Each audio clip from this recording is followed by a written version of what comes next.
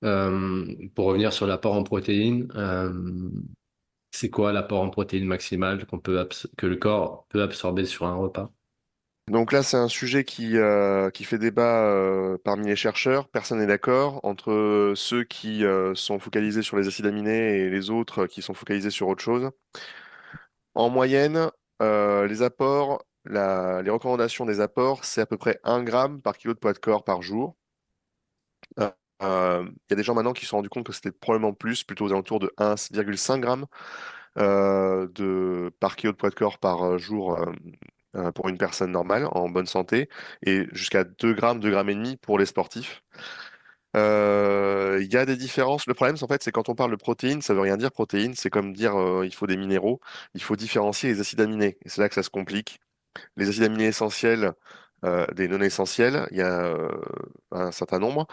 Ceux qui sont les plus importants, qui intéressent les chercheurs, c'est la leucine, l'isoleucine, la valine, la méthionine, la lysine. C'est eux les plus importants. Il semblerait que quand on manque de certains, quand on mange, quand on prend par exemple un peu trop de leucine, quand on n'a pas assez de lysine, pardon, quand on n'a pas assez de glycine, pardon, quand on n'a pas assez de leucine, ça peut venir empêcher certains autres acides aminés d'être absorbés. Il y a plein de choses on est en train de remettre en question à l'heure actuelle. Ce qui est certain, c'est que lorsqu'on a une activité physique importante, on peut monter assez haut dans le grammage. On peut monter jusqu'à 3 grammes par kilo de poids de corps par jour sans que ça pose de problème.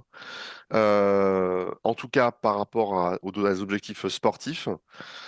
Mais bon, ça, c'est ce que pensent certains. J'ai pas trop d'avis là-dessus parce qu'à l'heure actuelle, c'est vraiment un sujet qui fait débat au sein de la communauté scientifique. Euh, Il y a un cas en fait, qui est au cœur du débat, c'est que un sujet qui est au cœur du débat, c'est le taux de renouvellement des acides aminés dans le corps. On a à peu près 100 grammes d'acides aminés essentiels qui sont renouvelés dans le corps tous les jours.